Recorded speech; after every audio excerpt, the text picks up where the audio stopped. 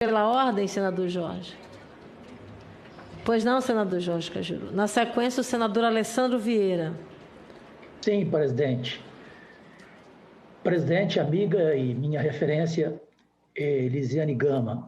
O senador Renan Calheiros não está aí na mesa diretora, porque ele, como relator, creio que responderia essa pergunta na hora. Eu não tenho ódio de ninguém, né? Agora, a sessão de hoje, ela causou nojo em função do silêncio. Eu penso, creio que como a senhora, que o contrário do amor não é o ódio, é o desprezo, é a indiferença. Então é isso que eu ofereço a esse senhor que aí está. A pergunta é a seguinte, para a mesa, no caso, ocupada a presidência nesse momento pela senhora. Todo mundo sabe que nada é de graça na política. Quando se envolve empresário milionário com o presidente da República e passa a ter grande amizade e grande intimidade, que é o caso desse senhor que está aí com o presidente Bolsonaro. Que é o caso, por exemplo, daquele Luciano Hang, ou Hung, sei lá. A gente viu no Brasil inteiro empresários como o dono das Casas Bahia e outros, que demoraram tanto tempo para que suas empresas virassem uma potência. Já esse Hang, ele virou uma potência em tempo recorde a partir do momento da relação dele com o presidente Bolsonaro. Então imagina como é que é a vida tributária desse homem, se você puxar a capivara dele. Então a pergunta para a senhora, presidente, é se há essa informação sobre a CPI ter feito um pedido da vida tributária desse homem bilionário que aí está. Senador Jorge Cajuru, eu acho que Vossa Excelência faz a pergunta referente à questão das quebras, não é? Dos sigilos. Eu já confirmo a Vossa Excelência quais sigilos foram deferidos em relação às quebras. Antes, porém, eu passo aqui a palavra ao senador Alessandro Vieira. Obrigado, senhora presidente. Sempre importante reverenciar a presença da mulher na função de presidente, seja da CPI, seja do próprio Congresso. Senhor Carlos Wizard, boa tarde. Eu tive o cuidado de acompanhar, ou pelo menos tentar acompanhar a sua vida. O senhor tem uma vida muito bonita, uma história de vida bonita. Eu tenho absoluta convicção de que sua participação nesse processo todo se deu na melhor das boas intenções, mas existe um problema sério no que a gente vive hoje aqui. O senhor tem condições financeiras notoriamente elevadas. Isso lhe permitiu ter acesso a uma extraordinária banca de advogados que merece nosso respeito e, através dela, ter acesso a um habeas corpus diferente dos demais humanos que sentaram nessa cadeira. O senhor ganhou o direito de não responder a absolutamente nenhum questionamento. E aí, sem nenhuma pretensão de conhecer a religião como conhece Vossa Senhoria e nossa presidente Elisiane, eu me lembro só de uma pequena frase, que diz que a humildade precede a honra. Humildade é uma palavra que está faltando nessa etapa da sua jornada. Eu peço, senhora presidente, se puder passar um vídeo que foi encaminhado pela equipe, pelo pessoal da internet, para que a gente possa só contextualizar o que eu estou falando.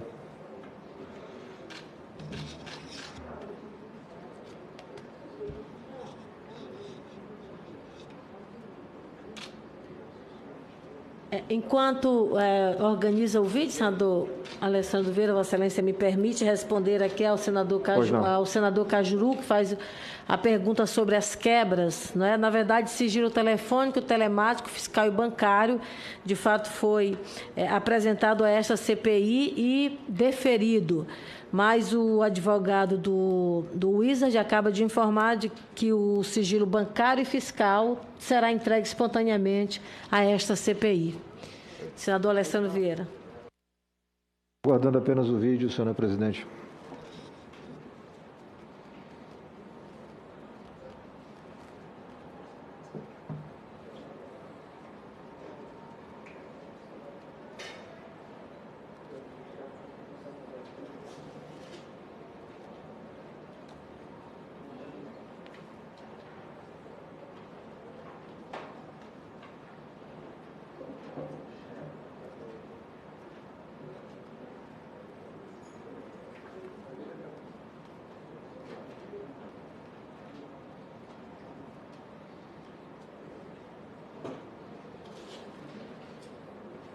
ninguém morre de Covid-19 em Porto Feliz.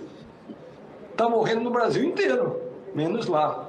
Daí alguém que está sintonizado conosco vai dizer, mas Carlos, acabei de entrar aqui no site do Ministério da Saúde e eu vi que lá tem 40 óbitos de Covid-19. E você tem razão, tem 40 mesmo.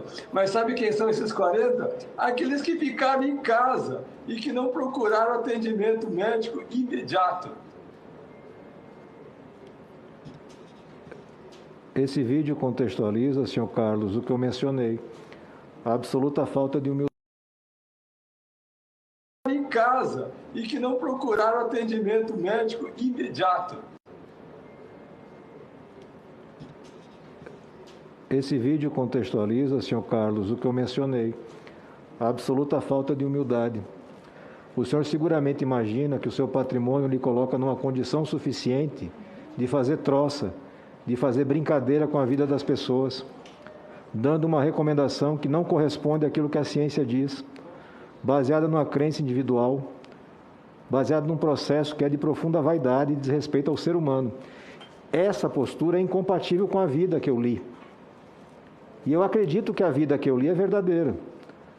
Mas eu faço um pedido a Vossa Excelência que reexamine sua consciência e se imagine se foi para isso que o senhor se preparou uma vida inteira.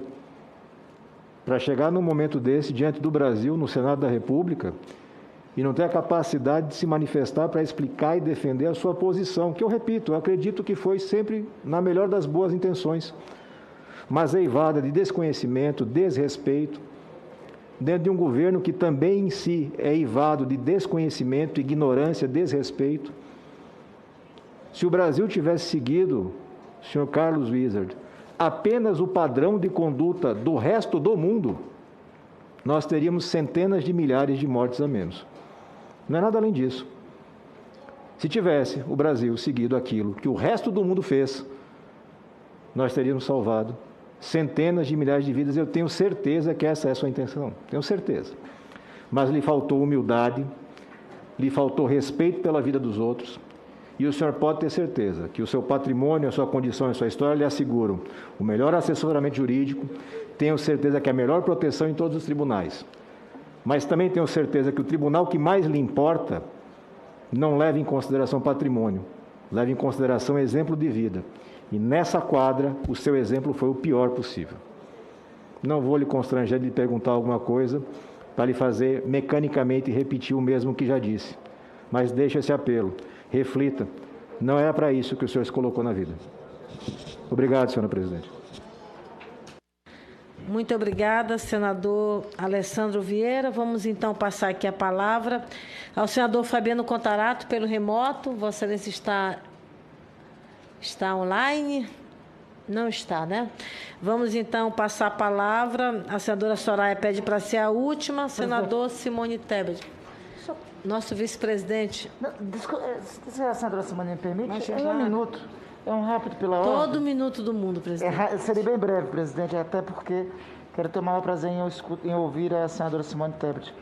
Sua Excelência Presidente da República, em mais um ataque a essa Comissão Parlamentar de Inquérito, proferiu impropérios, agora em um evento, se eu não me engano, em Curitiba.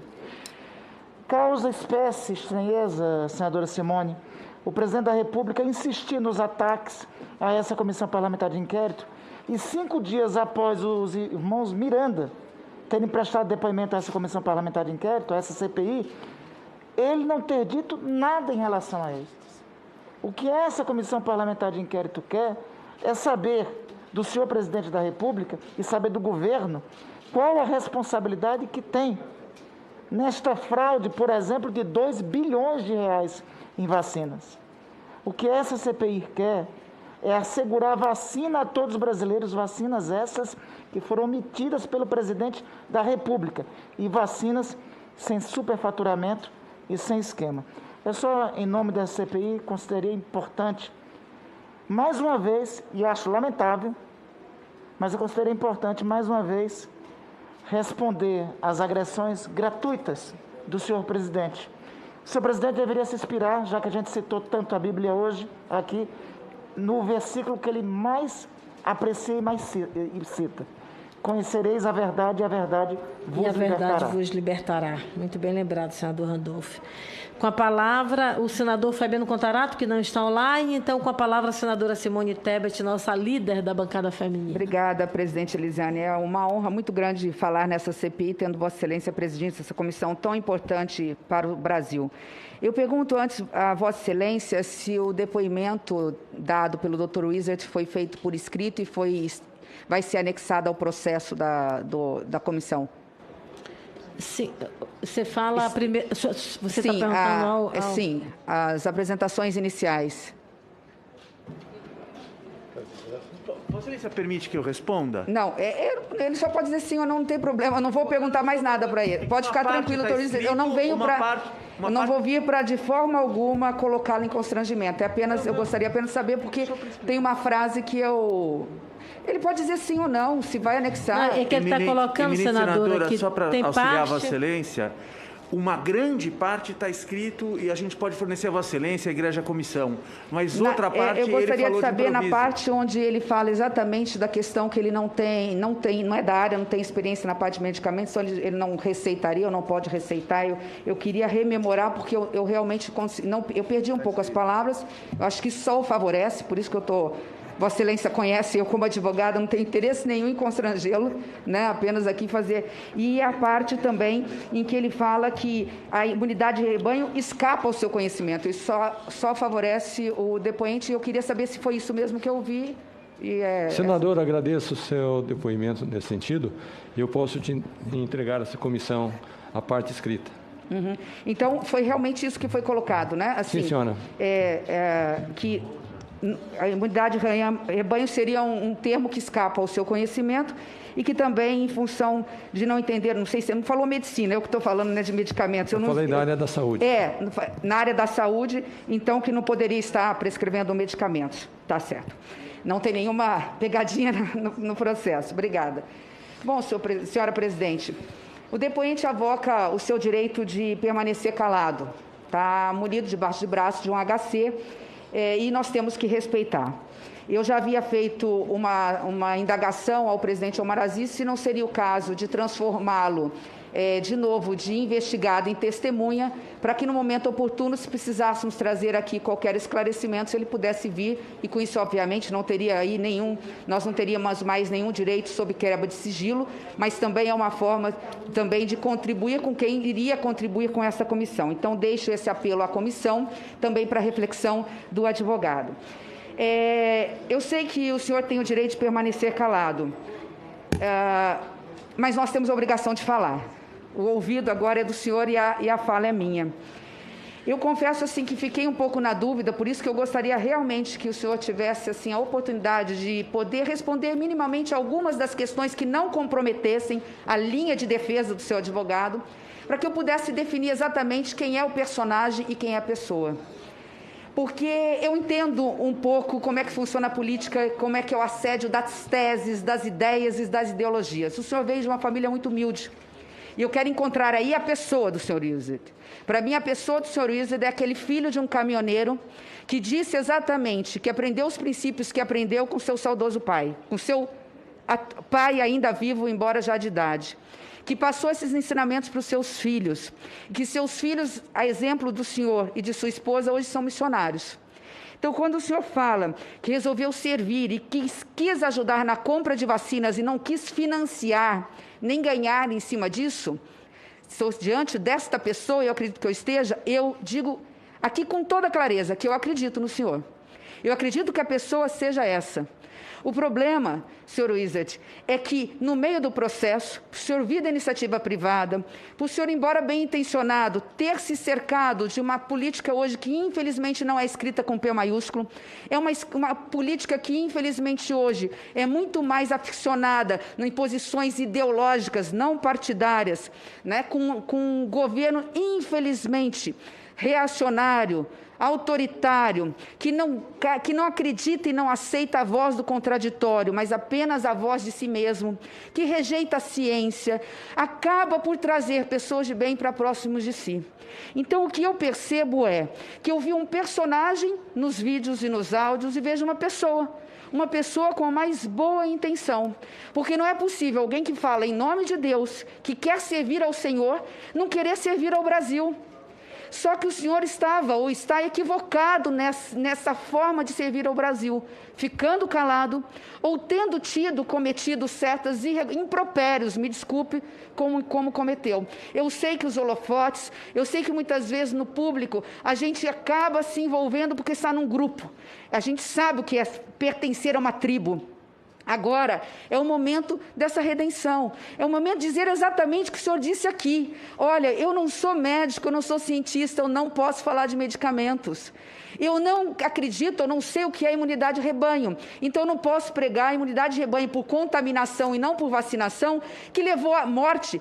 4 a cada 5 brasileiros morreram, acima da média mundial. Então não é possível que o Brasil esteja certo, matando tanta gente, e o mundo correto e o mundo errado que está tirando máscara e está se abraçando nesse momento. Então eu gostaria muito que a comissão revisse a sua posição, não de acusado ou investigado, mas de testemunha, para que o senhor viesse fazer esse mesmo testemunho, ainda que não respondesse outros assuntos. Mas eu acho que é importante, é fundamental para a linha de defesa, inclusive do seu advogado, perante os fóruns criminais, civis, se é que vai haver algum processo contra o senhor, eu não sei se há. Então, nesse sentido, e fica aqui realmente um apelo de uma mãe e de uma filha que ficou sensibilizado com a sua história e a história da sua família.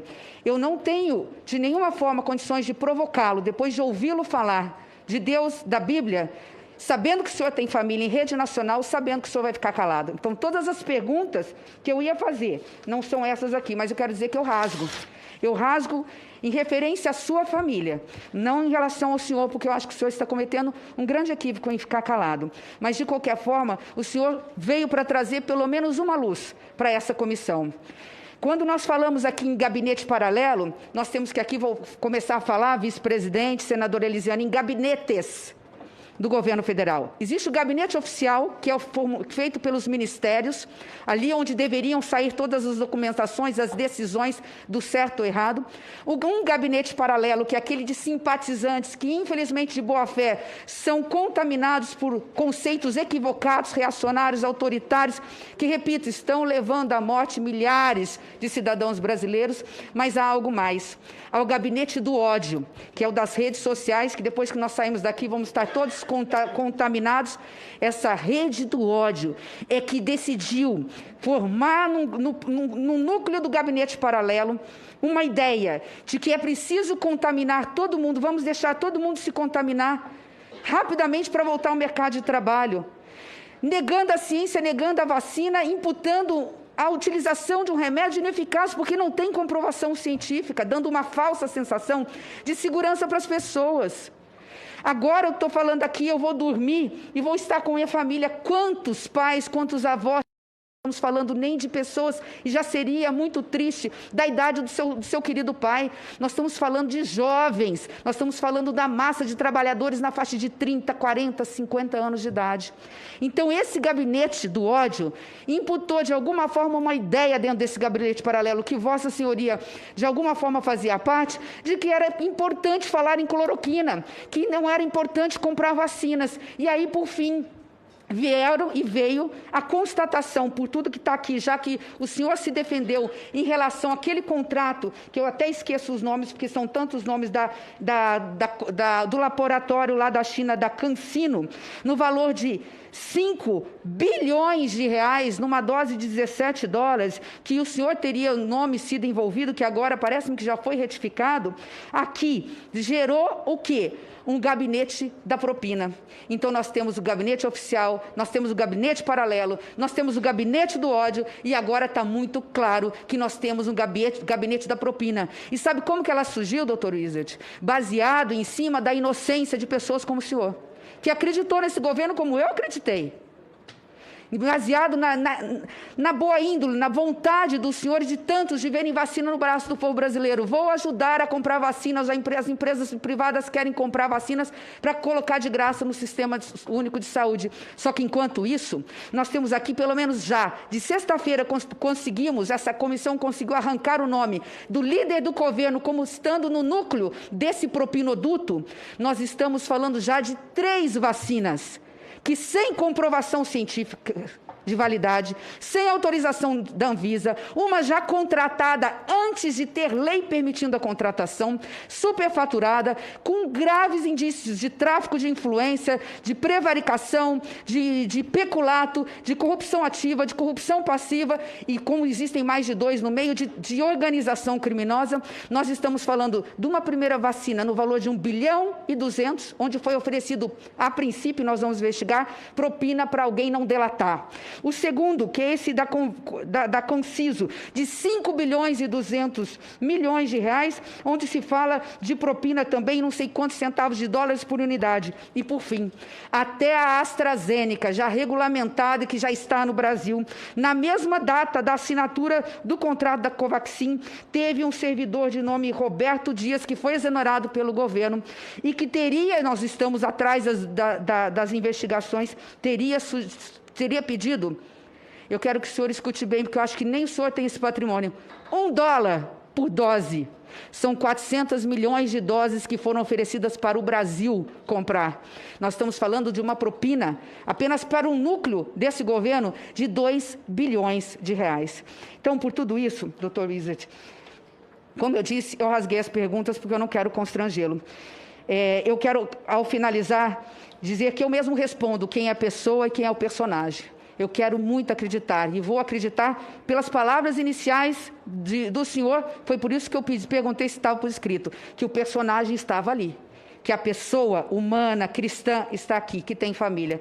Então, eu peço realmente, se não hoje, que o senhor reconsidere, que de repente possa vir aqui na função de testemunha, se o advogado assim o permitir, apenas para que elucide como é que eram essas conversas que aconteciam com essas pessoas, alguns de bem, outros não, outros muito mal intencionados, quando o senhor, das raras vezes que tinha oportunidade, encontrava essas pessoas. Em nome, não da vida dos brasileiros, mas em nome daquelas 500 mil cruzes que estão espalhadas pelo caminho da vida, espalhadas pelos 27 estados da Federação Brasileira. Aquelas 500 mil pessoas que hoje não vão ter o direito de estar aqui conosco, jantando, dormindo, participando daquilo que é, né, tudo aquilo que nós temos, que é aquilo que nós mais prezamos na vida, que é estar ao lado do seu ente querido, mas principalmente em nome de todos os familiares que hoje choram, que hoje sente dor, que hoje tem um buraco imenso no peito, uma saudade que nada cura, porque não há como curar uma saudade quando um ente querido vai prematuramente, sabendo que só está indo por negligência, por imprudência, por imperícia, por omissão, por dolo, daqueles que eles elegeram e que tinham obrigação, no plural, porque é o governo, de cuidar. Então, fica aqui a minha consideração, o meu desabafo ao senhor, com todo o respeito que possa ter. Muito obrigada. Muito obrigada, senadora Simone Tebet. Vossa Excelência, como sempre, brilhante nos seus posicionamentos. Vou passar aqui a palavra ao senador Fabiano Contarato, que está aqui em plenário. Na sequência, o senador Jean Paul Prats. Meu querido Jean, que Deus te abençoe. Obrigado, presidente. Obrigado pelo comparecimento, senhor Wizard, ao advogado que está aqui. A minha deferência à Ordem dos Advogados do Brasil. Eu, como inscrito na OAB, tenho muito orgulho dessa instituição tão importante na defesa da democracia e daquilo que eu chamo que é a espinha dorsal do Estado Democrático de Direito. Eu queria, diferentemente do que eu já ouvi, eu não acreditei nesse governo federal, desde o início, porque o governo federal que fala que uma mulher tem que ganhar menos porque engravida, eu não posso ser favorável a ele. Um governo federal que diz que se você tem um vizinho que é gay, o seu imóvel tem a diminuição do valor, eu não posso votar nele. Um governo federal que diz que não corria o risco de ter uma nora negra porque os filhos foram bem educados, eu não posso votar nele. Essas pessoas que não são minorias, são maiorias minorizadas, têm que ter um amparo pela legislação. Agora, aqui, eu quero também deixar claro para a população brasileira que essa CPI, senhora presidente, ela já provou muitas coisas. Ela provou, por exemplo, a difusão de tratamento precoce. negou a ciência e a utilização de ivermectina e hidroxicloroquina. Isso é crime de charlatanismo previsto no artigo 283 do Código Penal. Essa comissão também provou que houve uma ação deliberada para a chamada imunidade de rebanho. Isso é crime de epidemia qualificada com resultado morte, que dá uma pena de 20 a 30 anos, conforme determina o artigo 267, parágrafo 1º do Código Penal. Também provou aqui nessa CPI a existência desse gabinete paralelo. Isso é usurpação de função pública, prevista no artigo 328 do Código Penal. Provou-se também o crime de prevaricação, previsto no artigo 318. Na demora da compra da vacina, sobretudo da Pfizer. 101 ofertas e o presidente negou vacina aos brasileiros. A crise em Manaus, mais uma vez a prevaricação expressa no artigo 318. Quando você faz aí indício de irregularidades no contrato da Covaxin, nós temos ali o crime de corrupção passiva, previsto no artigo 317 do Código Penal. E, para o particular, o crime de corrupção ativa, previsto no artigo 333, que tudo isso, esses crimes, ambos, dão a pena de reclusão de 2 a 12 anos. Quando o presidente ele não utiliza máscara e difunde a não utilização do distanciamento social, isso é infração sanitária, é uma medida de infração sanitária preventiva, previsto no artigo 268. Por tudo isso, eu quero falar para o senhor que já está mais do que evidenciado, e essa não é uma fala de um senador que é do partido A, B ou C, porque contra fatos não há argumentos. A digital do presidente da República e dos seus ministérios, e quem de qualquer forma concorreu para esse agravamento da pandemia, de 516 mil famílias, 119, que estão enlutadas, quanto que vale a vida de um pai, de uma mãe, de um filho, de um irmão, de um sobrinho, estão na digital, essa digital está no presidente da República e nos seus ministros de saúde, está no ex-chanceler do Ministério das Relações Exteriores, está em quem de qualquer forma concorreu para o agravamento, seja a título de dolo, seja a título de culpa, seja a título de ação, seja a título de omissão, porque a omissão é penalmente irrelevante quando a gente tenha, por lei, obrigação de proteção, vigilância e cuidado. Então, isso para mim já está mais do que evidenciado. Mas o que mais me chamou minha atenção aqui hoje, senhor Wizard e senhora presidente, eu vou falar para vocês, é que o senhor afirmou aqui hoje, nas poucas palavras que o senhor deu, que respondeu ao convite do ministro Pazuello com as seguintes palavras. Olha, essa palavra que eu vou falar aqui é do senhor Wizard, aspas, quero servir como voluntário, sem qualquer vínculo com a administração, fecha aspas. Aqui, eu não tenho dúvida, e falo como delegado de polícia, por 27 anos, isso é uma confissão de culpa. E eu vou falar por quê. A Lei de Improbidade Administrativa, que é a Lei 8429 de 1992, conceitua o que vem a ser agente público. E quem que é agente público no Brasil? Aspas, todo aquele que exerce, ainda que transitoriamente ou sem remuneração, por eleição, nomeação, designação, contratação ou qualquer outra forma de investidura ou vínculo, mandato, cargo, emprego ou função das entidades mencionadas no artigo anterior. Ora, a razão de ser do gabinete paralelo é justamente a ausência de vínculo com a administração pública e a responsabilidade dos agentes pelos seus atos. Saiba, senhor Wizard, que mesmo buscando agir às sombras, sem vínculo com a administração pública, o senhor exerceu a função, veja bem, o senhor exerceu a função de agente público e está sujeito à responsabilização. A fala que te responsabiliza, em que o senhor confessa essa participação no gabinete paralelo, já foi dada, senhor Wizard. O silêncio agora é um ônus para a sua culpabilidade. O senhor tem aqui a chance de esclarecer a essa comissão, ao povo brasileiro, a sua participação nessa tragédia sanitária em que enfrentamos. Eu faço esse apelo a Vossa Excelência. tenha hombridade, use isso. Eu observei que o senhor iniciou sua fala citando um versículo bíblico. E aqui eu quero falar também.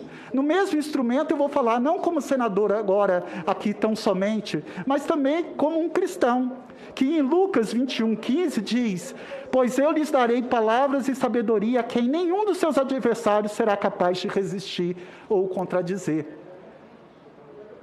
Ele lhe dará a palavra para que ninguém possa te contradizer. Exerça o seu direito, exerça isso, fale. Acima de qualquer determinação constitucional, como é uma garantia constitucional a se preservar em silêncio, permanecer calado, acima de qualquer ordenamento jurídico, Sr. Wizard, eu aprendi com meu pai, que também era motorista de ônibus, que não tem nenhum ordenamento jurídico que não seja sedimentado em cima de um comportamento ético e moral. E isso fala muito mais. Eu queria que o senhor tivesse a hombridade para, quando chegar em casa, poder olhar para os seus filhos, na rua, para os seus funcionários, para as pessoas, porque essa é uma oportunidade de dizer: olha, a minha participação foi essa, porque, do contrário, esse silêncio do senhor, como será interpretado pela população brasileira? Então, eu acho que quando a gente não tem nada a temer, quando a gente está com a verdade, essa verdade, ela se sobrepõe. Essa verdade, ela é muito maior. Essa verdade, ela vai se perpetuar no tempo e no espaço. Eu posso falar uma coisa para o senhor aqui hoje. Se eu estiver com a verdade, eu vou repetir essa mesma coisa em qualquer lugar, em qualquer circunstância. Então, é óbvio que se eu estivesse aí, eu não me furtaria em dizer. Eu não me furtaria em dizer: olha, isso eu não sei, isso eu não tenho conhecimento, isso eu não participei, agi de boa fé. Porque, do contrário, é essa comissão que vai analisar esse comportamento do senhor. E aí eu volto a falar que quando o senhor fala que contribuiu para o governo, e essa contribuição, ela foi servindo voluntariamente, sem vínculo com a administração, isso tem repercussão na lei de improbidade administrativa. Volto a frisar, na lei 8429 de 1992. Então, a minha fala aqui é nesse sentido.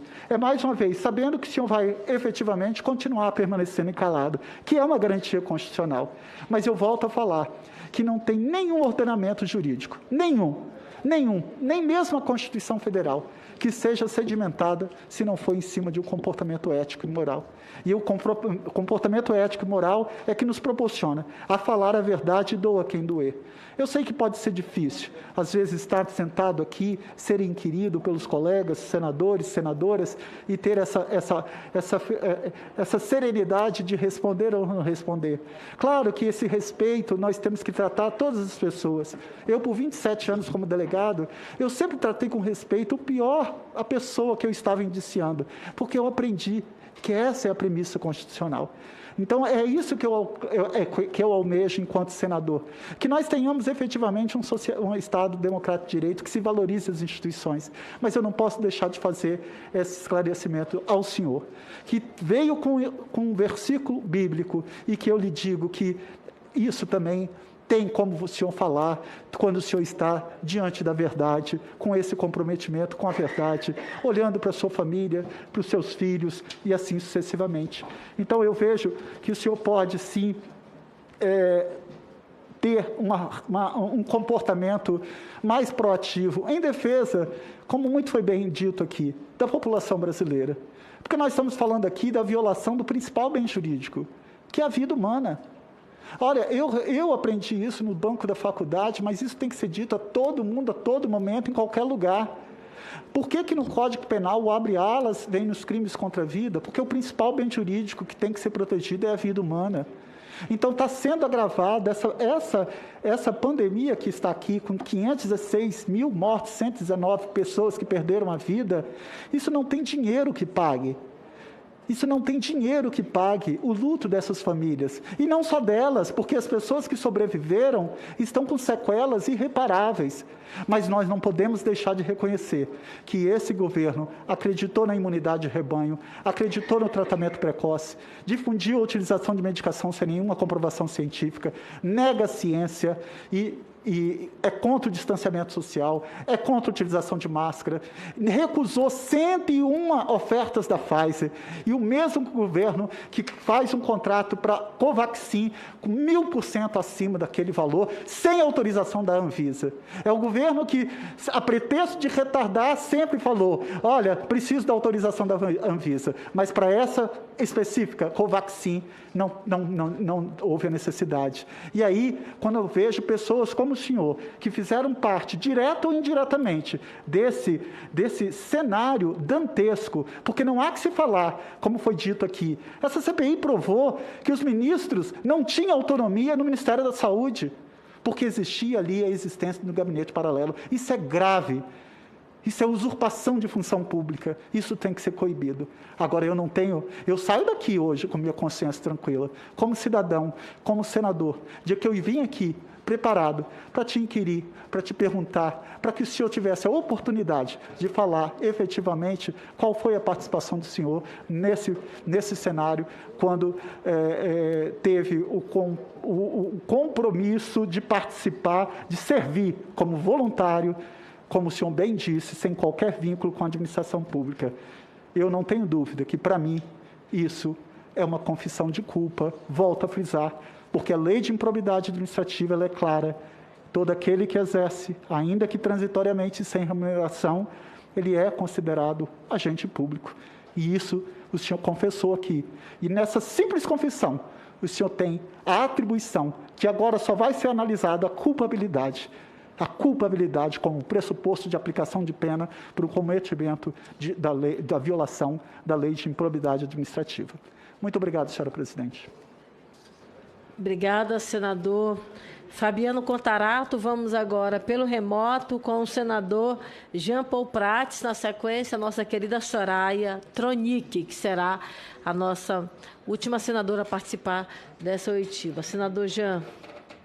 Obrigado, presidenta. Eu queria pegar das palavras do senador Contarato, das palavras da senadora Simone, e trazer para quem está nos assistindo também a situação que nós estamos vivendo e que eu, particularmente, estou intrigado e até muito decepcionado, porque, apesar de estar na política há menos tempo que todos vocês, eu venho acompanhando a trajetória do senhor Carlos Wizard há muito tempo no setor empresarial, um exemplo para muita gente e, na verdade, essa posição nos decepciona um pouco. Sei e prezo também como advogado a invocação do silêncio baseado no habeas corpus, mas quero explicar aqui que essa situação, para quem é leigo no direito, ela se destina basicamente a evitar que um depoente se auto-incrimine, ou seja, que ele tenha cometido alguma coisa e que, ao falar daquela coisa, ao depor sobre aquela conduta, eventualmente ele agrave a sua situação diante de uma acusação de crime.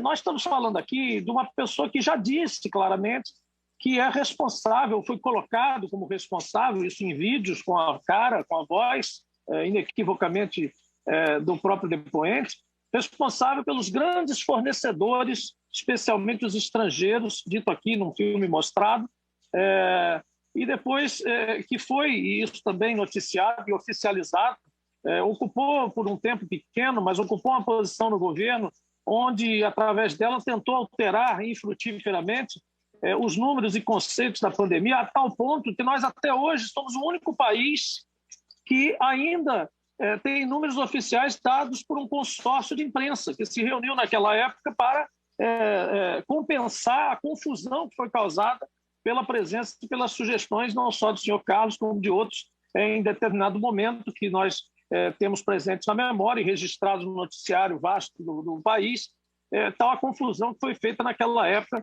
em relação aos números da Covid. Também perguntas que seriam naturais de se responder, como, por exemplo, tentou de fato alterar esses números? O que foi tentado naquela época? Qual o mal de explicar isso? Em que isso incriminaria o depoente? Em que incriminaria ele responder ao senador Humberto, por exemplo, se participa ou participou de grupos de empresários que financiaram ou financiam campanhas digitais a favor do presidente? Pode ser que não tenha nada de mais isso, ou a favor das suas ideias e conceitos, e aí sim teríamos alguma coisa agravante, qual o problema de responder que não? Certamente porque seria mentira. Certamente porque sim, não sei, permito-me concluir, ainda mais diante das provas autoincriminatórias, digamos assim, como esses vídeos que foram mostrados à farta aí. Portanto, lamentar, evidentemente, que depois não esclareça, não traga à luz e até, de uma certa forma, explique comportamentos. Eu não acredito numa má-fé integral nesse processo. Acho que isso advém também um pouco da crença exagerada, do sentimento que eu chamo de pseudo-liberal, aquele que os empresários ou o mercado se colocam em assessoria ao governo gratuitamente. Isso é basicamente antitético ao brocardo liberal bem conhecido, o senador Cajuru evocou aí de forma indireta, do Milton Friedman. There is no free lunch, em inglês, homenageando aí os cursos de inglês do senhor Carlos Wieser, né, recentemente. There's no free lunch quer dizer não existe almoço grátis. Né? Ou seja, o universo dos negócios e o universo em geral, segundo Friedman, seria um sistema fechado em si mesmo. Então, nada do que você faz se faz de graça. E, basicamente, é o que se quis dizer aqui com essas assessorias informais ao presidente, eu vou ajudar, vou fazer alguma coisa. Eu acredito que possa até ser de boa fé. Mas, diante do outro brocardo do There's no free lunch, a gente fica sempre na dúvida e, por isso, traz aqui o depoimento para esclarecer. Há muita...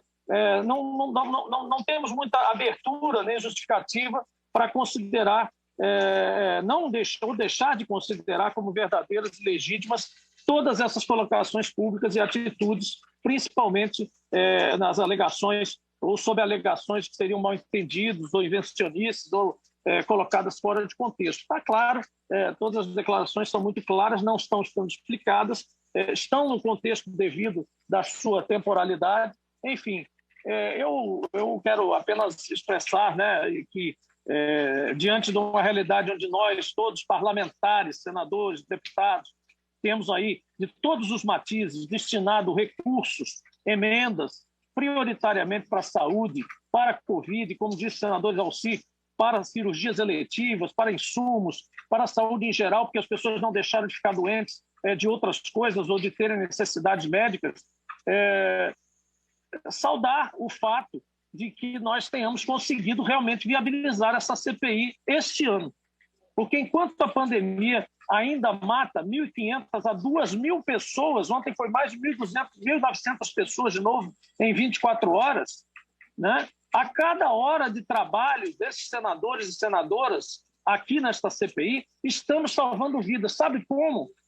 Constrangendo, sim, impugnando, sim, bloqueando, impedindo práticas criminosas. E mais, garantindo, como listou bem aí o senador Contarato, que provas e depoimentos não se percam no tempo, na natural euforia até da volta às atividades normais. Naturalmente vamos vivê-lo. Então, estamos congelando e tratando desses assuntos agora, salvando vidas agora. Por fim, dizer que é muito saudável que a gente não naturalize os desastrosos indicadores, os escabrosos resultados da negligência, da teimosia, da burrice, e agora também está provado da má-fé, dos objetivos oportunistas, escusos, da deliberada intenção, dolosa mesmo, que se apossou aí de toda essa atuação governista da pandemia para se locupletar e para prevaricar. Portanto, eu queria, já que se falou tanto na Bíblia, e que aqui hoje parece até um culto, eu quero também colocar o versículo da Bíblia de Provérbios 12, 13 a 14, que fala exatamente sobre o silêncio. O mal se enreda em seu falar pecaminoso, mas o justo não cai nessas dificuldades. Do fruto de sua boca o homem se beneficia e o trabalho de suas mãos será recompensado. Falar não incrimina ninguém que esteja de bem com a sua própria atuação. Obrigado, presidente. Muito obrigada, senador Jean Paul. Senadora Soraya Tronic, a sessão do Senado acaba de começar. Vossa Excelência quer fazer alguma intervenção ainda? Senadora, apenas e tão somente para esclarecer sobre ontem, queria destacar a responsabilidade do Legislativo Estadual do Amazonas, que consta na Constituição